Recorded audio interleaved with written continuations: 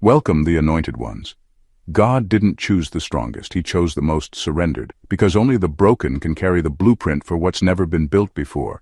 Let that marinate for a second. You see, there's a reason your life hasn't made sense to the average mind. And it's because your existence was never meant to be average.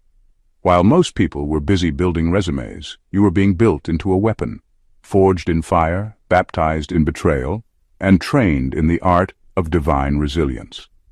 Fact. Psychologists have found that people who endure extreme trauma without the proper emotional support often either implode or awaken into something untouchable. Chosen ones? Y'all didn't just awaken, you transcended logic. You made healing look like a revolution. And let's be real for a second. Your life has felt like a movie that skipped the intro, dropped you into chaos and said, "Good luck, divine soldier." No script, no instructions, just plot twists, fake friends, spiritual attacks, and somehow, you still walked out glowing like you stole light from heaven's vault. This wasn't just survival. This was divine strategy, because the assignment over your life, it was custom built to crush the counterfeit and expose the eternal. And baby, you didn't just carry it, you made it look like art. So buckle up, because in this video we're not talking about surface-level affirmations or recycled cliches. We're about to unpack why your existence is evidence of the supernatural, why your enemies are low-key traumatized by your comeback, and why the calling on your life would have killed anyone else. And for those who thought you were just being extra, oh honey, they had no idea you were carrying a whole divine contract signed in spiritual fire. Let's get into it.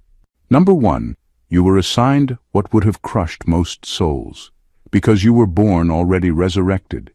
You didn't just survive the fire, you were born from it. That's what people keep missing. They think you became strong because of what you went through. But the truth is, the strength was already in you. The chaos just revealed it. Most people would have folded under the kind of spiritual weight you carried. They would have begged for an exit, a shortcut, or even a way to numb the pain. But not you. You stayed in it. You walked through situations where the light at the end of the tunnel didn't even exist yet, and still, you kept going. That's not survival. That's divine endurance. Your life was wired for things that don't make sense to the world. While others cracked under criticism, you carried the pressure like it was part of your design. And it was. Because your soul didn't just come here to experience life. It came to reconstruct the spiritual code around you. That kind of mission doesn't come with ease, applause, or comfort. It comes with spiritual ambushes, betrayals disguised as friendships, family members who treat your light like it's a threat, and a world that constantly tells you you're too much. But even when you were bleeding emotionally, you didn't collapse. You didn't self-destruct. You sat with the pain, listened to it, learned its language, and then you used it to build something sacred within yourself. You've done the impossible without even realizing it. While people were celebrating material wins, you were earning soul scars and somehow still protecting your heart. And that's what makes you different. Not just what you overcame, but how you kept your integrity through it all. People look at you now and see resilience, but they don't know that what they're really witnessing is resurrection. A spirit that refused to die even when everything around you gave you permission to. The truth is, you didn't rise from the ashes. There were never ashes to begin with, because you were never fully burned. You were tempered, refined, sharpened. And now that you walk in your light, people are shook, not because you made it, but because you were never supposed to. The odds weren't just stacked against you, they were designed to bury you. But here you are, walking proof that some souls come pre-anointed for the impossible. Number 2, the assignment wasn't about success. It was about sanity in the face of psychological warfare. People always assume the hardest part of your journey was the struggle, the losses, or even the betrayal. But no. The real battle was keeping your mind intact while carrying an assignment that constantly tried to break it. What you went through wasn't just trauma. It was psychological warfare. You were hit with attacks that weren't always loud or visible. Sometimes it was the slow, silent unraveling of your peace, The manipulation, the gaslighting, the emotional games that made you question your own reality, those were the real weapons. And through all of it, you didn't just survive. You stayed grounded. You kept your sense of self while walking through mental minefields. People will never understand how hard it was to smile when your soul was screaming. They won't understand how draining it is to carry wisdom that others mock. You couldn't even share what you were feeling because every time you tried, someone would dismiss it, twist it, or throw it back in your face. You learned early on that expressing your truth would often come with punishment. So instead, you learned to think 10 steps ahead. You observed, you analyzed, you protected your peace in silence, and that wasn't weakness. That was a strategy for survival. Your strength isn't just in what you overcame. It's in how you stayed clear, calm, and conscious in environments designed to confuse you. Most people would have folded under that kind of emotional manipulation. They would have snapped, turned bitter, or lost all sense of reality. But you didn't. You stood firm. You questioned everything, not out of paranoia, but out of discernment. You were never too sensitive. You were too aware. You saw through masks people weren't ready to take off, and that made you a target. But here's the most powerful part. You never let what they did to you become who you are. You didn't pass the pain forward. You didn't let the madness infect your mind. You rebuilt your peace from scratch. You pieced your sanity back together like a mosaic, one broken truth at a time. That's not just survival. That's divine mastery. And that's why no one can copy your glow, because your light came from a war most people wouldn't have made it out of with their mind intact. Number 3. You were sent to end what others were too afraid to name. You were sent into places where people had been suffering in silence for generations, but nobody had the courage to speak on it. You weren't just born into a family or community. You were born into a cycle, and your presence alone was a threat to that cycle. You started noticing early on that something wasn't right. Things that others accepted as normal never sat well with your spirit. The secrets, the manipulation, the guilt-tripping, the passive-aggressive behavior, everyone else adapted to it, but you couldn't. Not because you were difficult, but because your soul was allergic to anything fake. You were sent to end what everyone else tiptoed around. You were the one who asked the hard questions, the one who said, "This isn't love," or "Why do we always pretend like nothing's wrong?" And for that they labeled you as rebellious, dramatic, or even ungrateful. But deep down, they knew. You were exposing something they had buried, and they weren't ready for the light you brought. You didn't just challenge behavior. You disrupted systems. You broke the unsaid rules, the generational agreements that kept everyone trapped in pain but too scared to name it. What they don't tell you about being chosen is that it often means being targeted, not because you're wrong, but because you're right too early. Your clarity was seen as a threat. Your refusal to play along with dysfunction made people uncomfortable. They weren't angry at you. They were angry that your presence forced them to face parts of themselves they spent years trying to hide. That's why they isolated you. That's why they mocked your truth. Because your calling didn't just reveal their shadows, it shook their comfort. But you didn't stop. Even when you were misunderstood, disrespected, and pushed away, you still did the work. You chose truth over peace. You spoke up even when your voice trembled. And now the cycle ends with you.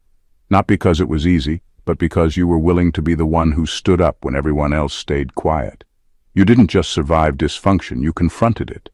You didn't just notice the darkness, you became the light that made it impossible to ignore. Number 4. You did what the privileged never had the guts to attempt. You healed in public while bleeding in private. You weren't trying to impress anyone. You were just trying to survive with your soul intact. While others hid behind filters, performances, and perfectly timed smiles, you were breaking down in real time and still showing up. Not because you wanted attention, but because hiding was never an option. Your transformation wasn't aesthetic. It was internal reconstruction. And the truth is, a lot of people couldn't stomach what they saw in you, not because it was ugly, but because it was real. You didn't have the privilege of waiting until you had it all together to show up in the world. You had to move while mourning, lead while lost, and heal while being watched, judged, and misread. They called it drama. They called it weakness. But deep down, they were witnessing courage they didn't have the vocabulary for. Most people only reveal their growth after the scars have faded. But you let people see the process, the unraveling, the sacred chaos of becoming something that had never been modeled for you. They scoffed at your breakdowns because they've never had to break. They mocked your vulnerability because they've never had to rebuild themselves from ground zero. They saw you falling apart and assumed you were failing, not realizing you were laying the foundation for something indestructible. While they were protecting an image, you were protecting your truth. That's why you're so powerful now, because every part of you was earned, not crafted. You made it through without turning cold. You didn't let the pain distort you. You didn't shrink to be palatable. You didn't hide your evolution to make others comfortable. And that's the real miracle. You chose authenticity over acceptance. You bled in silence, healed out loud, and somehow still walked with grace. That can't be faked. That can't be copied. And that's why they study your moves now. Because what they once called a mess turned out to be the blueprint for real freedom. Number 5. The spiritual GPS on your life was set to uncharted territory. Nothing about your journey has followed the usual map. And that's because you weren't meant to follow anyone else's path. From day one, life kept throwing you into unfamiliar territory, as if the universe wanted you to create roads, not walk them. You didn't have mentors. You didn't have someone holding your hand through the storm. In fact, most of the time, the people who were supposed to guide you were either absent, asleep, or actively trying to block you. So instead of inheriting direction, you had to become your own compass. That's why your life never fit into neat categories. While others were checking boxes and climbing ladders, you were being stripped of everything that gave you a false sense of identity. You didn't just learn through experience, you were initiated through suffering, solitude, and supernatural downloads. Your lessons didn't come from textbooks. They came through betrayal, through silence, through being misunderstood so deeply that you had to dig into the divine just to make sense of it all.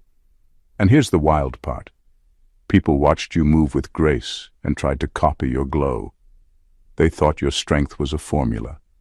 They didn't realize your steps were being ordered in real time by something far beyond human understanding.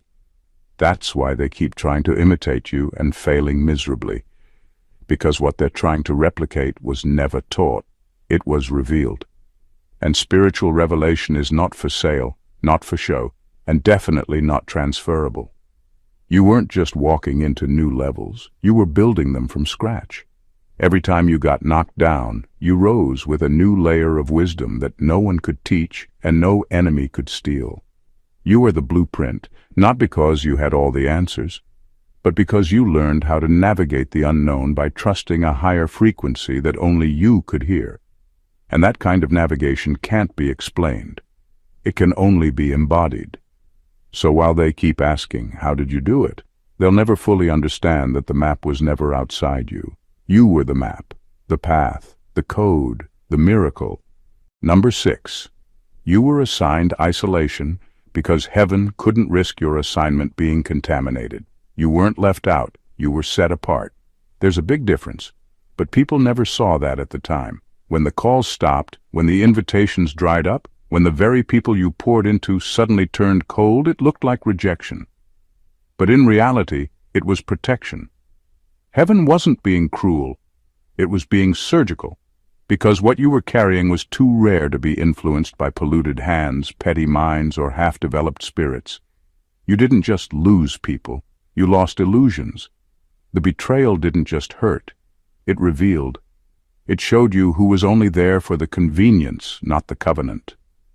And though the silence was deafening, it gave you something far more valuable than applause: clarity. You were never meant to bloom in a crowded room. Your spirit required stillness, solitude, and silence, not because you were broken, but because you were being built in a way most people wouldn't understand. You weren't exiled because you were unworthy. You were exiled because your assignment was too sacred to be exposed to spiritual contamination. There were conversations you were never meant to be a part of, energies you were never supposed to absorb, mindsets that would have corrupted your calling before it fully activated. So heaven pulled you back, hid you in plain sight, and let you grow in the dark, like a seed, like a secret weapon. Now you walk with a presence that disturbs those who once dismissed you. Not because you're loud, but because you're real. You don't need their validation. You don't chase circles. You don't beg for space. And that level of self-possession offends them deeply. Why? Because they thought you needed them to be great, and now they're watching you glow without them. That isolation didn't break you. It refined you. It forced you to learn how to hear God without outside interference. It forced you to become whole in your own energy. And that's why you're untouchable now, because your rise wasn't based on exposure. It was born from divine concealment, the kind that protects sacred things until the appointed time. And your time has arrived. Number 7. Your success is an act of vengeance against generational programming. Your success isn't just personal. It's spiritual warfare. It's an act of rebellion against everything your bloodline silently agreed to. The lies they swallowed, the trauma they normalized, the silence they called strength. You didn't just choose healing. You fought for it tooth and nail against centuries of emotional suppression, fear-based beliefs and inherited survival tactics. You were born into contracts you never signed, and still, you had the courage to rip them up. While others played the role they were handed, stay quiet, stay small, stay broken, you said no. You weren't interested in repeating the script. You didn't want to survive in dysfunction, you wanted freedom. That meant facing what everyone else avoided, the generational curses wrapped in religion, pride, secrecy, and denial. And healing from that wasn't soft. It was war. Not a loud war, but a deep, internal one. The kind that makes your body ache and your soul scream because you're undoing patterns that have lived in your family for generations. Every time you chose therapy instead of gossip, every time you honored your boundaries instead of betraying yourself for peace, every time you chose honesty over image, stillness over chaos, authenticity over performance, you were breaking an ancient spell. One decision at a time. That's not just healing. That's spiritual violence against a system that fed off your family's silence. And now, your very existence threatens people who never questioned anything. Because you are the question. Your life confronts the excuses, your peace exposes the chaos, your freedom makes their shackles uncomfortable. You didn't come to blend in, you came to disrupt, to clean up the mess others left behind. And the irony? You were likely the one most dismissed, doubted, or misunderstood. But you're the one carrying the power to reverse everything. So yes, your success is loud, and it should be, because it's the echo of every chain you shattered. It's the sound of cycles ending. Your glow is generational vengeance. Your wins are coded with ancestral justice. And your life is the proof that healing isn't just possible, it's revolutionary. Number 8. You were never too much. They were simply unprepared for unfiltered divinity. They said you were too intense, too emotional, too deep. But really, you were just too real for people still hiding behind masks. Your energy didn't fit their expectations because it wasn't meant to. You weren't born to blend in. You were born to wake people up. And that kind of presence will always rattle those who've built their identity on sleepwalking through life. Your sensitivity wasn't weakness, it was a radar. You felt things others couldn't name. You picked up on lies before they were spoken.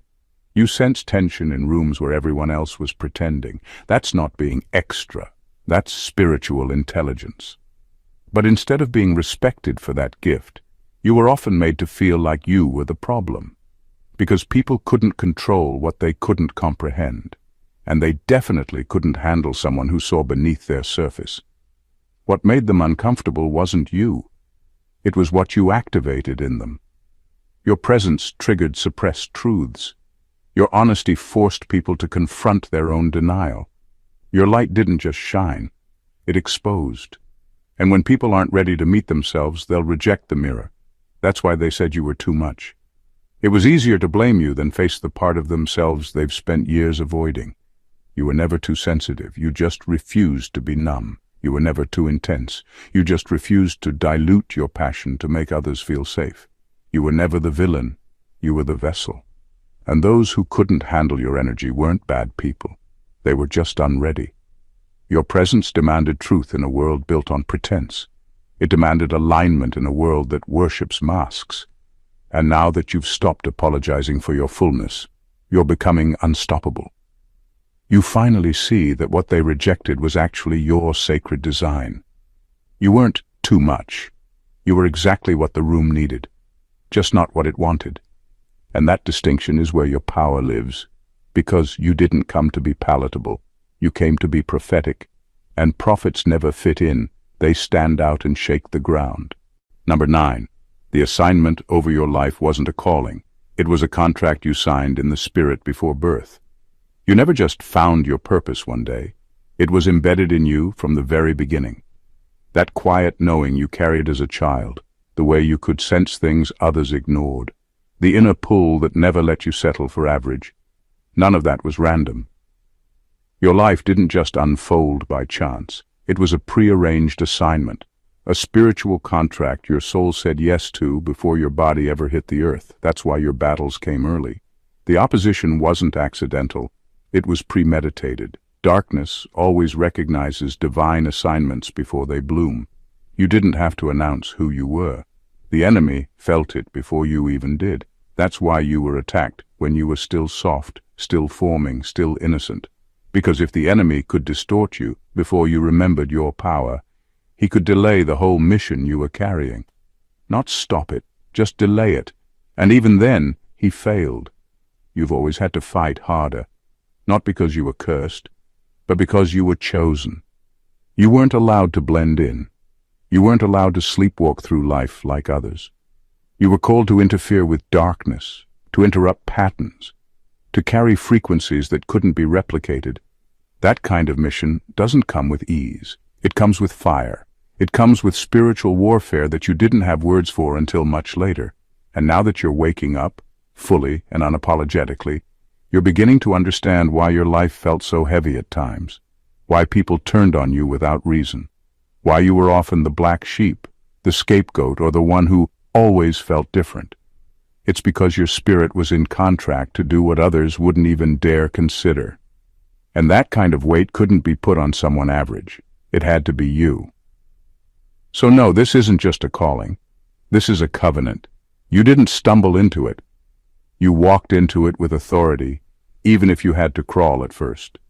And now, the same forces that tried to confuse you are watching in silence as you rise in clarity, backed by heaven, fulfilling what you agreed to long before this world even knew your name.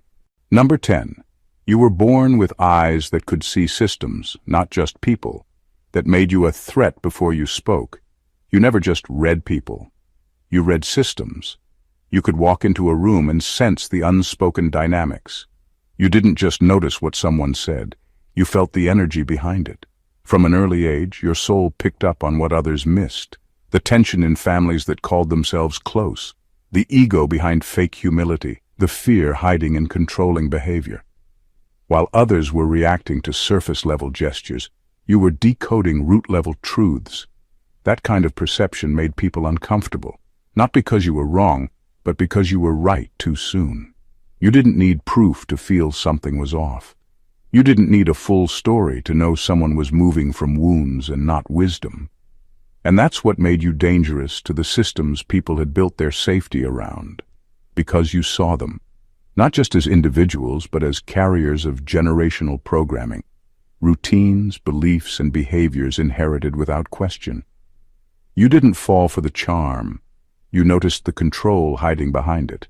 You weren't fazed by loud authority, because you saw the insecurity beneath it. And when people realized they couldn't manipulate you, they didn't try harder. They tried to discredit you. They called you paranoid, too analytical, or hard to deal with. But that was never about you. That was about their discomfort being seen without permission. Gaslighting was their go-to weapon, not to correct you, but to confuse you, to make you second-guess the gift they couldn't explain. They needed you to shrink so their illusions could survive. Because when someone walks in with truth in their spirit, it threatens every lie others depend on. You were never too much. You were simply too clear. You weren't born to be fooled. You were born to expose and elevate. Your discernment is your weapon, your compass, and your protection. And now, the very thing they tried to shame you for is the reason you walk with so much authority. Because once you see the system behind the mask, you can never unsee it. And that's when true power begins. Number 11. Your life has been a walking indictment against everyone who settled for less than their soul's truth. You never had to say a word to make people uncomfortable. Just your presence, your peace, your refusal to conform. It said everything. You didn't come into rooms begging to be accepted. You came in already aware of who you were, and that alone made people shift in their seats. It wasn't because you thought you were better. It was because you refused to pretend. And in a world where most people are performing for approval, authenticity feels like a threat. You didn't judge people, you simply lived free. But freedom is dangerous to the enslaved mind. When someone has spent their whole life convincing themselves to settle for a job, a relationship, a belief system, a version of themselves that doesn't fit, your unapologetic truth starts to feel like an indictment, not because you accused them, but because your life exposed their compromise. You've probably noticed how people who never gave you real support were suddenly irritated by your evolution. They couldn't handle your glow. Not because it was offensive, but because it highlighted everything they chose to dim in themselves. You reminded them of the dreams they buried, the truth they abandoned, the parts of themselves they numbed in order to survive. And instead of confronting it, they projected that discomfort onto you. You weren't the villain.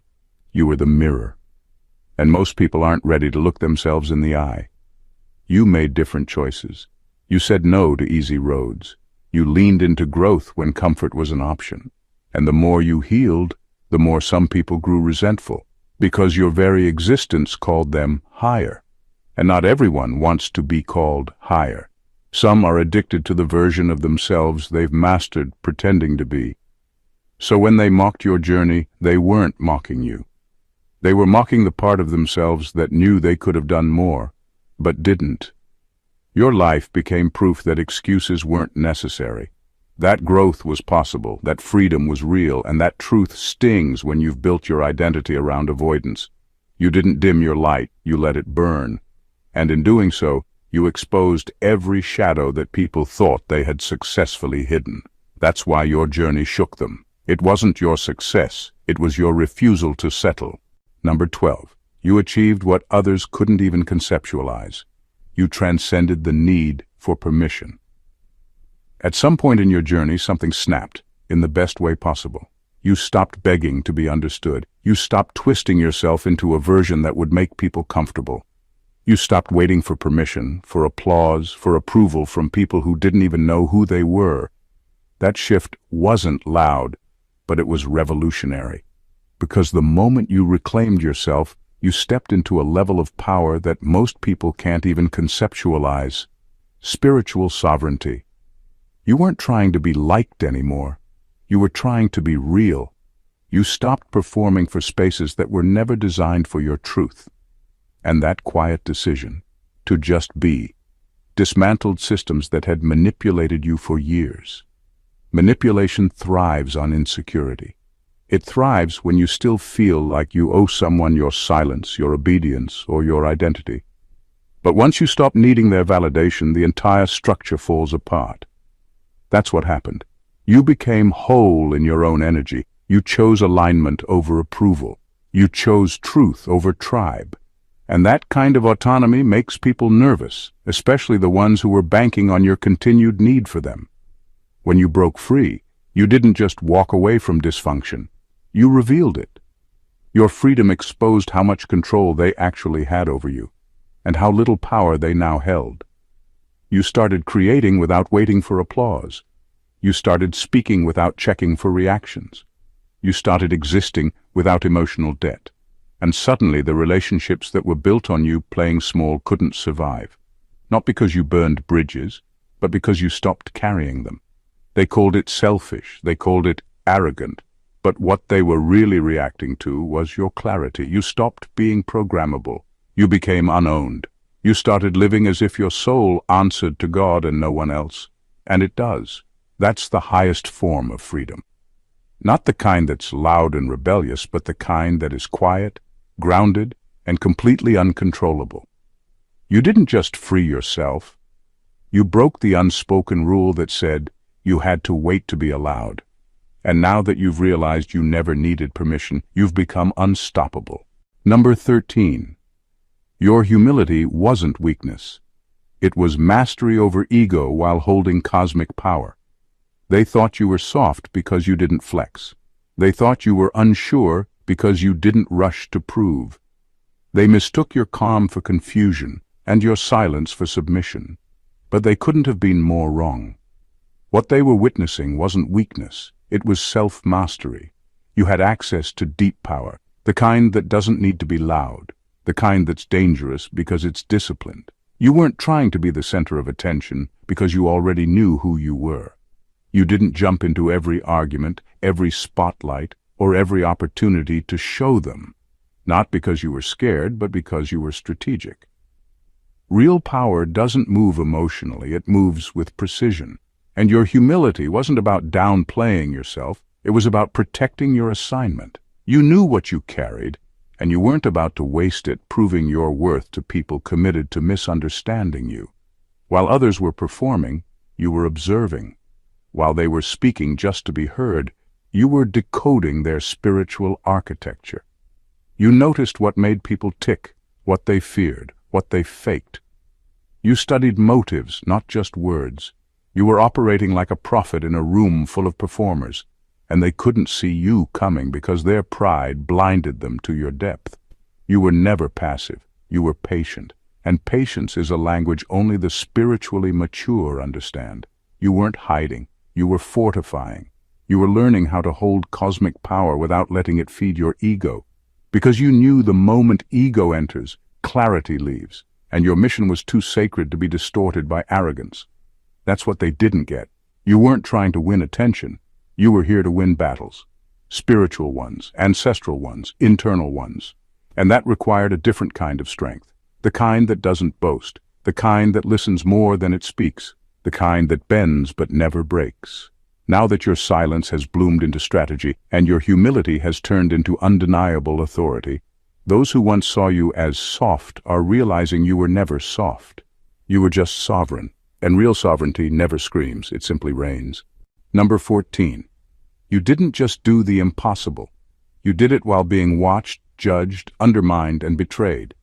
You weren't given the luxury of silence, support, or shelter, yet you still did the impossible. And you didn't do it behind the scenes, protected and praised. You did it in plain view while being picked apart, lied on, doubted, mocked, and set up to fail. You rose while under surveillance, you built while under pressure, and you healed while still being pierced. That's not just resilience, that's divine execution under fire. The truth is they never thought you'd make it. Not because you weren't capable, but because you looked regular. You didn't flaunt your gifts. You didn't market your greatness. You weren't flashy, so they assumed you were fragile. But what they couldn't see was the frequency you were vibrating on. You didn't need loudness. You had alignment. And that alignment wasn't for show. It was your fuel. That's why you kept moving when others would have quit. You were connected to something deeper, a prophecy written long before you showed up. They watched, hoping to catch you slipping. They gossiped, hoping it would break your focus. They withheld support, hoping it would drain your energy.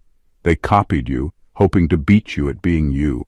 But none of it worked, because you weren't driven by ego. You were carried by destiny. You weren't fighting for visibility. You were walking in obedience. You weren't trying to be seen. You were sent. And now, they're forced to admit what they tried to deny. That you really did it. That what they thought was delusion was discernment. That what they called luck was labor. That the blueprint they once laughed at is now the same one they're trying to imitate. Quietly, desperately. Because they still don't understand how you survived all of that, and still came out radiant, focused, and favored. But you know how. You weren't just working with talent. You were working with a contract in the spirit.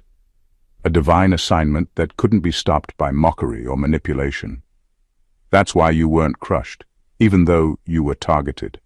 You didn't just survive the sabotage. You transformed in it. And now your rise is the revelation. Not just that the impossible is possible, but that you are the prophecy fulfilled. You weren't just chosen. You were commissioned.